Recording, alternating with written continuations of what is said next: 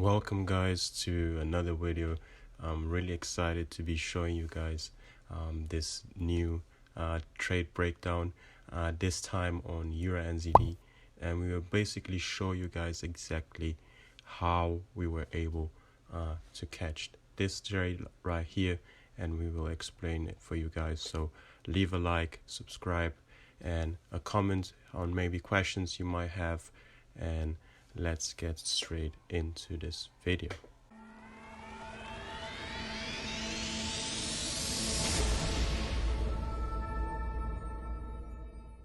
Before starting off, basically going into our execution and analysis time frame, which is the 4 hour 50-minute, we have to know a little bit more about this trade right here, okay, and why it was decided to eventually take some buy trades. Okay, and like you can see right here, you can see that basically the market has been moving up, and we have seen bullish momentum basically in the market. How you can identify that? We can see that basically the upswings are very strong, and the downswings are always basically rejected, and they are not very long-lived, so they are very short-lived. So this is showing us that eventually buyers are strong in the market, and what we can see as well as another indication is eventually the continuous break of structures. All right, so we can see here continuous break of structures here, okay, and especially here. All right, so here this was a point where we have seen the market reacting multiple times to this certain range, so this was eventually getting weaker as well. Okay, so this is one thing that we especially take very close consideration. So if the market should continue this upswing, we could be looking for lower time frame areas that could be highlighted for potential pullbacks. All right, so that's what we do. We go on the lower time frames then, as we have basically identify our higher time frame intention, and where is the market likely going next. Okay, here, okay, we have here a very nice cluster, okay, of highs, okay, and lows, etc.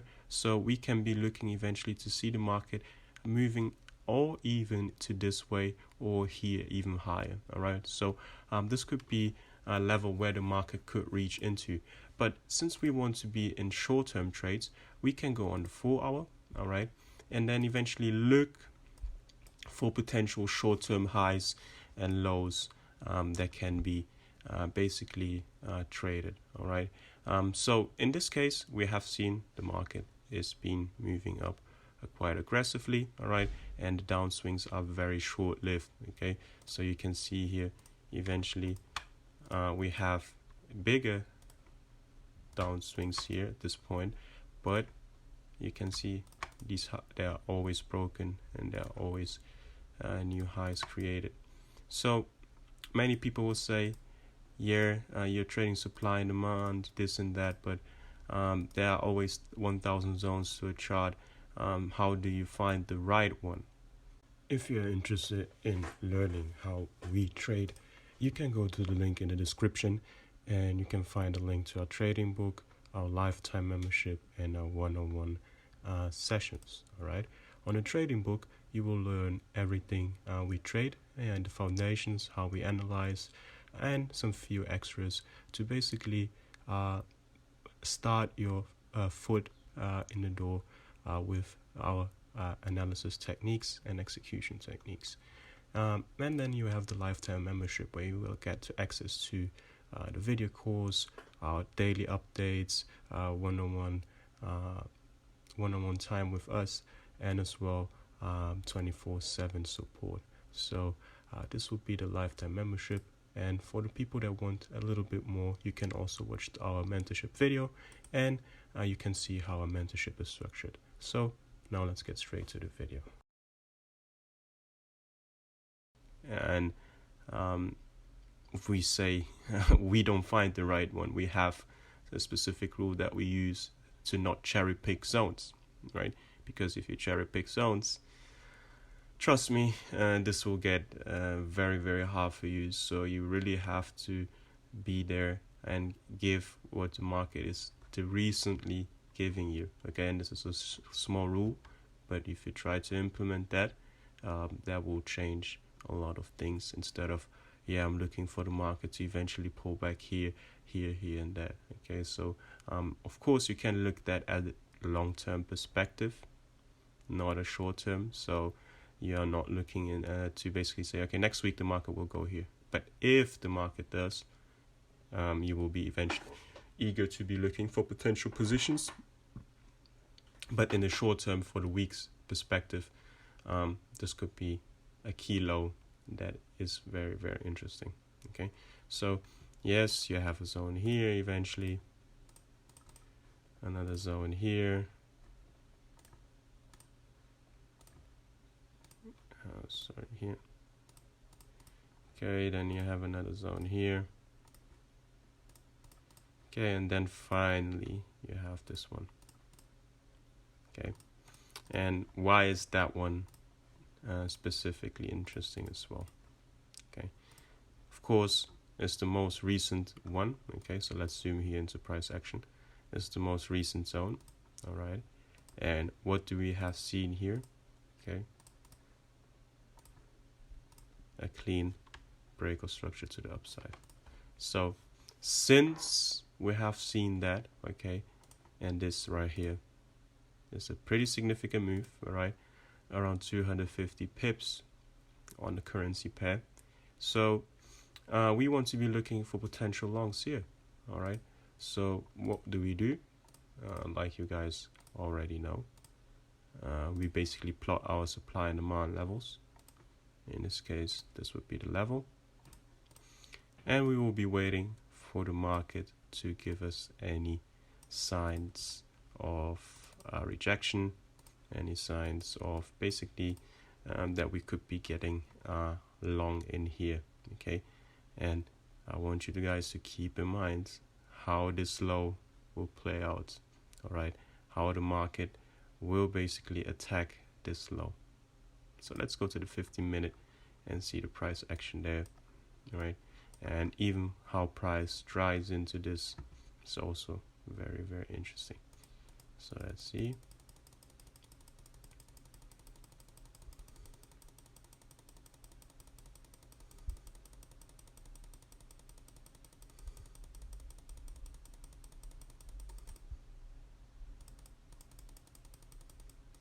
Okay, so now we are approaching the zone. Now we are in the zone. First high made it into the zone. We attack these lows, okay? And what I want you to keep in eye is how this candle looked, okay? We have the slow right here, and how did this candle look like? It looked like it was closing outside. This is where traders get really, really scared. But really, this candle right here alone is gold, right? And even if this setup wouldn't work out, right, we usually get the opportunity to go break even very, very soon, right? So we had here some news releases, right? So this was a very nice trade. What would we do? Answer here, okay, just a conservative stop, okay, 25, 30 pips, all valid, right? And many people would say, oh my god, that's a 25 pip stop. Yes, but it's better making something than nothing on a trade. And I think 1 to 5, 1 to 6 is more than enough. You don't really need more than that. If you have a consistent edge on 1 to 5, 1 to 6, you're good to go. Even 1 to 3, 4 is more than enough. Don't let social media fool you. All right. So in this case, it was basically targeting a bit above these highs. All right, around 7R. All right, and what you could have done as well is even target this right here. Okay, so this would be a bigger target, but this would be also a valid trade. All right, why are these valid targets? Okay, because we have here, this is basically a level where we have liquidity sitting. All right, so this would be a valid, nice level. But a little bit above is the rule of thumb that you can target as well. And the next target in this case would be here. Okay, so these here are all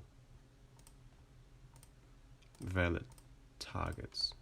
All right, and you can spot this right sorry, you can spot this right here also on the 4 hour. All right, so I really want you guys to take very close attention to this setup and this basically example, because it's very easily redoable. So if you really watch this couple of times, the GBP Japanese yen, all right, then trust me, you will get this setup. But of course there's more to it, but you can start from there. All right, this is the little nugget for the people that are still watching. So let's see what will happen here. A little bit of drawdown, nothing major. All right, and then we have the opportunity to go break even. All right, so in this point we would be already break even. Okay, this right here is also a level where price is drawn to. All right, so when we have a higher time frame level, a 4 hour level, it's of course stronger than a 15-minute high, just a little one right here. Of course, sometimes these highs can hold and you can get into hedging and stuff like that. All right, but that's something else. Okay, but this would be the point where I usually take my partial profits. Around 100 pips, I take 30% off the table, and that's what you saw on the basically first on the first video, on the first intro video. Okay, this is where I basically use take my partial profit and I let the remaining run sometimes till this level. If I don't have a TP, I usually have an open one, but in this case I had a fixed TP at 175 pips, so it was taken out. But sometimes if I don't have a fixed TP, I just take a little bit off, like the remaining, and leave maybe 10% that could get even a bit higher to give me a bit more extra profit. All right, so around this point right here, 100 pips, 105 pips, I take my partial profit. So this where it was the case where I was taking partial profits, okay, right above these highs a bit, and then I had the remaining run for potential target. Okay, we can see here some pullback, and where does price pull back to? Okay, so just something for you guys to watch. And you see accumulation here, and price continues higher to even these highs there. Okay, so I hope you guys enjoyed this video. Okay, and if you really like this video, okay, leave a like, show us that you like this video, and we will do more and more trades or more and more videos exactly like that, going a bit more in depth on certain things.